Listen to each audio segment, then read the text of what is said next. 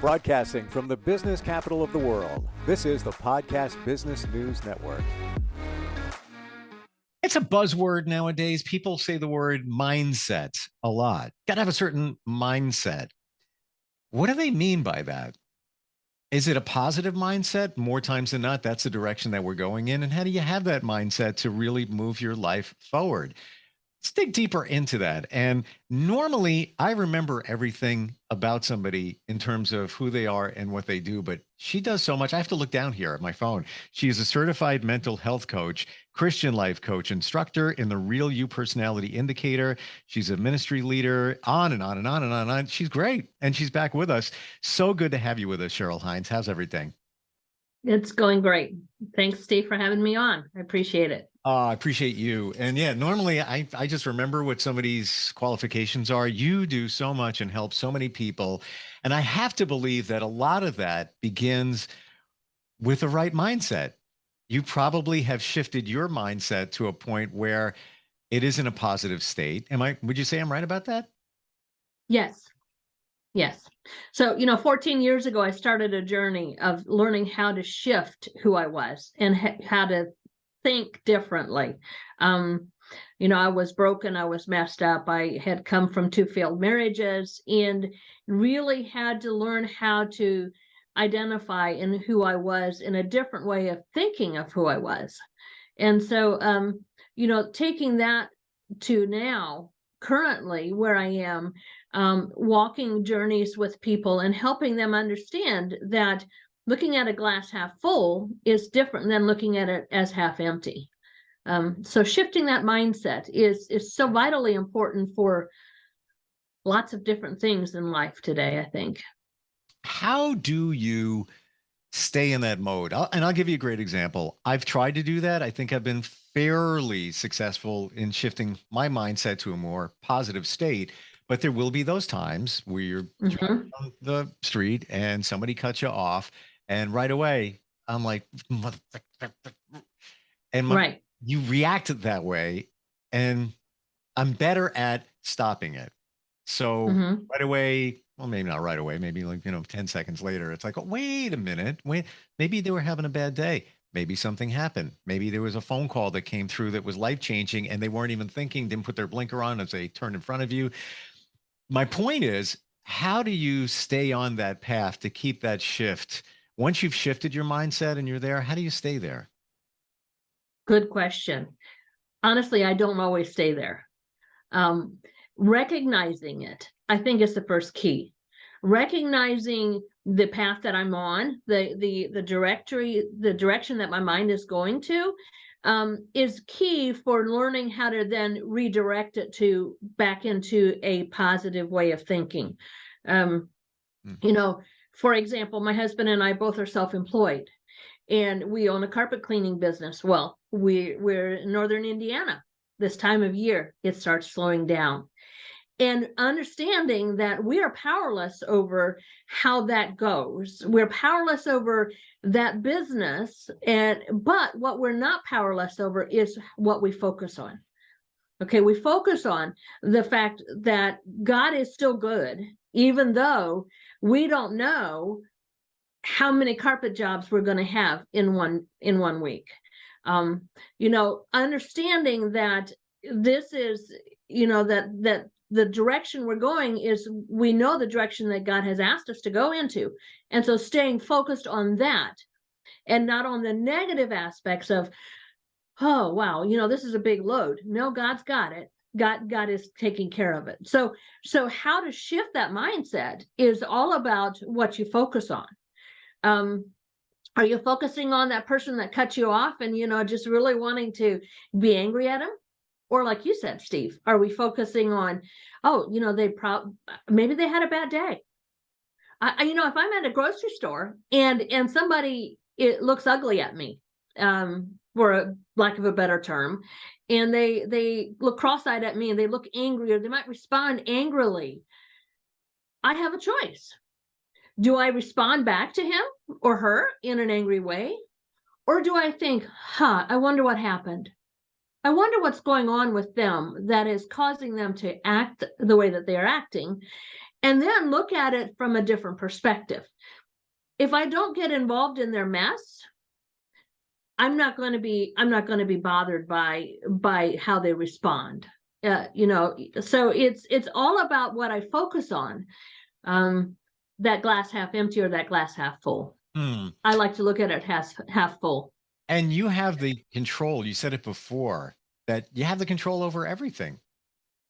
Well, okay, let me preface that. Some things you can't control, but you can control how you react to those things that you can't control. And you talk about a positive mindset. Cheryl, what carpet cleaning business? If you put it out into the universe and you stay positive, how do you know you're not going to get a phone call, an email, and somebody says, "Yeah, I own a chain of hotels, and we need somebody to clean our carpets. Would you be interested?" You don't know what's going to happen. We don't. It's for us with the carpet cleaning. It's called trusting God. For me, in coaching, it's called trusting God. Not everybody has the same faith, and I understand that. But it's about what are we focusing on? Am I going to focus on those good things, or am I going to focus on the negative things? I work a lot with particularly women who are recovering addicts, and that's just where God has placed me right now. And so I work and talk a lot about the addiction and what led them to the addiction. And so many times it's those hurts, it's the trauma of their life, it's the neglect, it's the rejection of their life that took them into the direction of an addict. Okay, now they didn't wake up one day and decide that they were going to be an addict, but they did wake up and decide that they were going to go and take a drug of choice or get whatever to try to numb the pain. So when we look at the choices that they made, and then we look at those broken places of their lives, and we come to allow God to bring healing to those broken places, shifting that mindset, not focusing on the trauma of their past, but focusing on what they have now, focusing on the good things that they have now, focusing on the fact that they have a good job, focusing on the fact that they can have interaction with their children, focusing on the fact that I have a young lady that I work with that she worked hard. She has a Habitat house. That's an incredible achievement for her to have. Focusing on that and not on the trauma of her past. So shifting the focus on what we're focusing on really has a big effect on what we do and how we respond. It's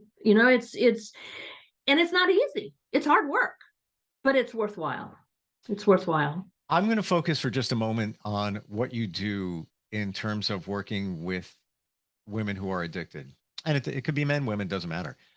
I would assume that they also have substance abuse counseling, but without your counseling in terms of mental health, that probably isn't going to work. The substance abuse, unless we figure out what's going on in their lives, why they're doing what they're doing. Does that sound reasonable? Correct. I have women that have come from different organizations, like a boot camp organization, and they focus on a lot of different things, but sometimes they don't get down to the nuts and bolts, to those broken places, right, of why they did what they did. Different women that I've come alongside with. One of them who this time of year is really, really difficult for her. 5 years ago. And so I started asking her questions. She mentioned something and I asked her a question, and she mentioned something and I asked her a question. And it's in those questions that it's peeling back, as we say, the layers of the onion. Sure. And it's getting down to the core of one of those triggers that caused her to turn to her addiction. Today, this same gal has 10 years sobriety, but she's no longer living in that trauma, and she's actually giving back and working in the community and working with other women. So, it's all about shifting the mindset, looking at those broken places, and really acknowledging what those broken places are, not being afraid to acknowledge it. But then for me, Steve, my focus then is really asking God to come in and give healing to those broken places, to replace that trauma with the positives of who God says they are. And that's where then that shift starts taking place for the women that I work with. Again, I understand that not everybody has the same beliefs that I do, but that for me is really where what we focus on and what is truth. Lots of questions. So even if you're, no matter what you believe in, be it a God, a universe, spirit, whatever you want to call it, how do you keep your faith?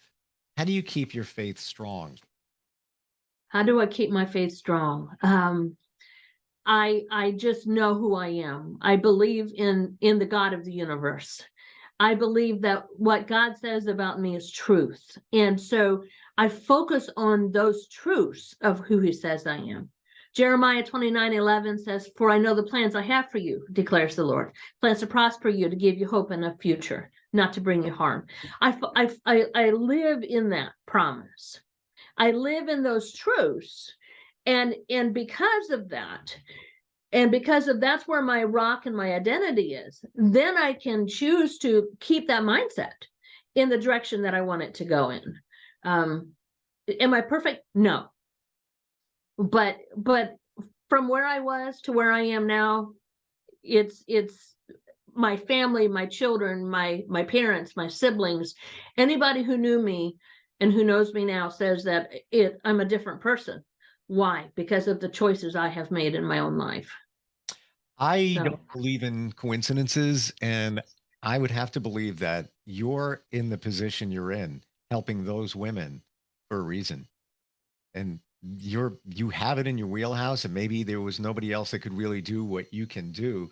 So you were probably put there for a reason. That's where you are now. Let's go back. You said 14 years. For you, you said you went through some challenging times back then. Mm-hmm. When did you realize that things are better? Things are okay? How long did it take? Oh, And maybe there's sometimes different layers, like we said. You can't. there were multiple layers. So I started Celebrate Recovery 14 years ago, and it was because of a second marriage, and that was worse than my first marriage was. My first marriage, I was married for 21 years. My second marriage, he was in chat rooms and was arrested, and just all sorts of different things. I was totally broken at that point, and just in this really, really bad spot of my life. My daughter-in-law actually said to me one day, she said, "Cheryl, you either stop what you're doing or you're not going to see your grandchildren." Anybody who knows me knows that my children and my grandchildren, I love them dearly, and they're part of my life. They're my world. So I started Celebrate Recovery, and I also did like 4 years of intense counseling. And it's in those two places that I finally was able to be honest about who I am, about those broken places, and why I made the choices that I made. So 4 years into it, really my life started shifting. Okay. 10 years in from that point till now, there's been different shifts in my life of different places that I've gone to that, I felt God directing me into a different place, and or maybe situations that happened. My husband has had a lot of loss and a lot of death, and in learning how to process through that grief, learning how to come out on the other side and not focus on the loss, but on the good memories. So it's been layers upon layer after layer, of when those hard things come to my life, stopping and saying, "Okay, God, what do you want me to learn in this spot? What do you want me to know and to grow and to glean from this spot so that I can be better, not bitter?" It's It's all about that choice of becoming better, or it could become bitter. And I don't want to be bitter. Been there, done that. I want to be better. So when those bad things come my way, processing through them, reaching out to my counselor, talking to my husband, talking to, some of my, like my pastor's wife, some of those people that I really, really trust, and processing through so that I can become better at the end and not bitter. I don't know if I answered your question, but it's been. And I love that. Better, not bitter. It says it all right there. It's so crystal clear. What's the first step? We talk about shifting our mindset. Obviously, you want to shift it to a positive place. Where do you begin with that? Is it realizing what's going on within you? Sometimes maybe that's not easy to do. I don't know. I think that's part of it. Yes. Stopping and reevaluating our lives. I mean, so many times we're on one direction because that's what we've always been told we needed to do, or that's what we've always thought we needed to do. But maybe sometimes stopping and pausing, just pausing, reevaluating our lives. What is it in my life that is working right now? What is it in my life that is not working right now? And reevaluating those things. What's important in my life? Is it important that I make $1 million?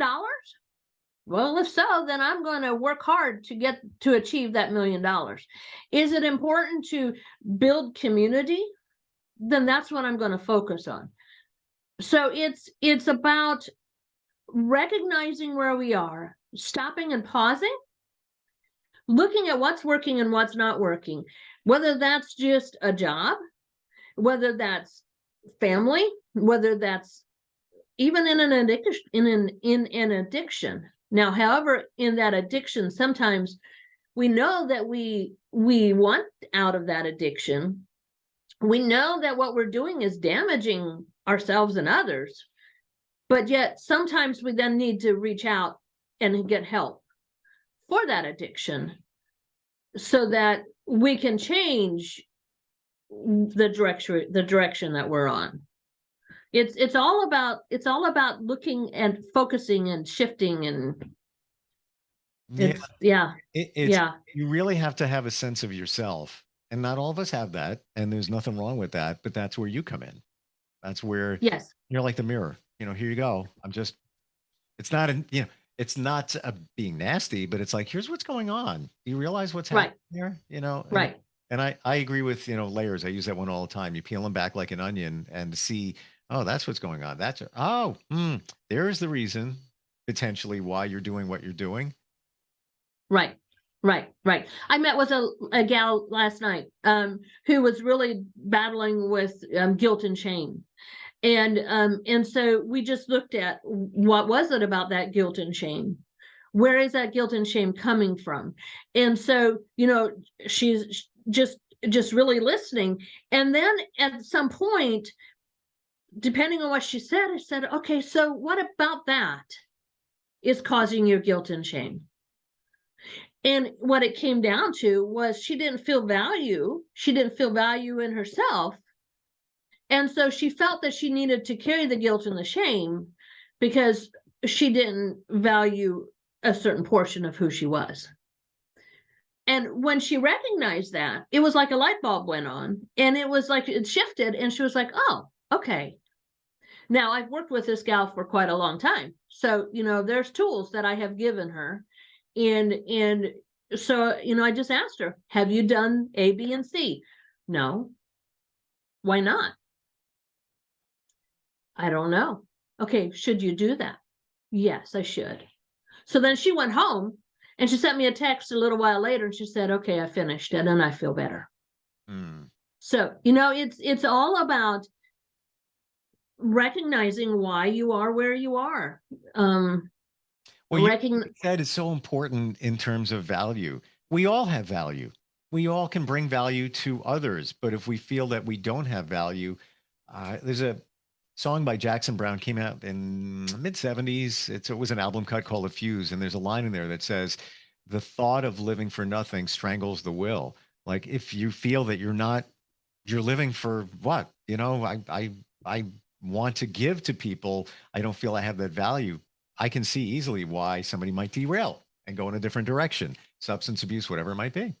Correct, correct, correct. Again, it's so this particular gal, like I said, I've been working with her for a long time, and helping her unpack and learn how to live in the truth and not in the lie. So, helping her understand, for me, because of coming at as a Christian life coach, talking to her about what her value is in God versus what the person who harmed her and the value what they said to her. So who are you going to listen to? Are you going to listen to the person that hurt you and the lie that said you're not going to be good enough, you're not pretty, you're not smart enough, you're dumb, you're stupid, you might as well just go ahead and use, because you're not going to amount to anything? Or are you going to listen to what God says about who you are? And God says that you're fearfully and wonderfully made. God says you're created in his image. Which are you going to listen to? The lie or the truth?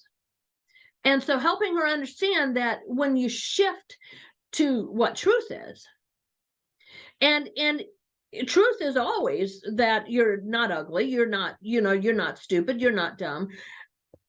We all have different gifts and abilities in life. It does, I have a sister who is a professor in a college. That's not me. I don't have a master's degree. I would not want to teach college algebra. I would rather puke than teach college algebra. Same. But that's her strength. That's not mine. And so we each, and helping her understand, or anybody understand, that shifting that mindset, going back to that personality, that people skills personality, the real you, that first line of defense, understanding this is how God made you. This is the personality that God has created in you. So shifting the focus from, well, I don't like that personality, to shifting it to, well, this is really who you are. This is how God made you. So again, those tools, those shifting, that identifying of really who God is in our lives. And again, because of who I am. So it's just, it's a challenge, but it's great. I love it. So you mentioned God here, and I'm just kind of curious, in your journey, which we'll call it 14 years ago, where you realize things aren't the way they should be, got to make some changes. Was God incorporated in your life then, or was it somewhere thereafter? No, I've been in the church my whole life. So I knew all the answers, or so I thought, but I really wasn't willing to look at those broken places. I had always thought I was never one of them. I was not an addict. I was not somebody who drank, smoked, did drugs. I was never one of them. And I quickly realized that I was one of them, even though I didn't do drugs, drink, or smoke. I was one of them because my mindset, where I was at, how I felt about myself was broken. It was messed up. I was beat down. I thought I was no good. I thought I had no value. I thought I had nothing to offer to anybody. So I had to shift that. So even if you're in the church, you can still have that mindset of that broken place. Even if you're in the church, you can still be an addict. There are many people who secretly do drugs or drink or smoke or, any of the other things, vices that are out there that they do, even though they're in the church. So I was in the church. I had to learn how to shift what I focused on, who I was, who God said I was. Just totally shift that around. Isn't it interesting? We have literally seconds left, but I just find it fascinating that you came from that world, maybe not the addiction side of it, but having those challenges of not having value in yourself and the other things you talked about. And you're helping women now going through that. How fantastic is that? I mean, that's like, it doesn't happen just because. There was a reason that happened. I firmly believe that. I agree. I totally agree with you. Totally agree with you. Nobody would be able to connect with them in the layers and the way that you do, because you walked it, you talked it, you lived. Right. So you might get into their heads so much easier than anybody else might. We are at just about out of time, which just like flies like that. Normally we take a break too. We didn't even take a break. If this resonates with somebody, they're going through something, maybe somebody they know, they can reach out to you on your website. What's the best way? They can. Give me the website. Did you say give me the website? Give you the website? Yeah. Okay. It's Insight Life Coaching.coachsolutions.cc. So Insight Life Coaching.coachsolutions.cc. If somebody didn't get that, is there a phone number? Yes, there is. I just throw that out there if that's, if you're comfortable with that. I am. And so I have a business phone number that I just got. So I had to put my, my granny glasses on here. So 574-501-3361. So it's 574-501-3361. Glasses or not, you're still amazing. Oh, thank you. Really. And keep on doing what you're doing. And Cheryl is here to help. She's here. And you've got the insight and the faith and the positive mindset. So it's all there. Thank you so much for being with us today. Thank you. It's been a pleasure. Same here. All right. We'll be right back. Bye-bye.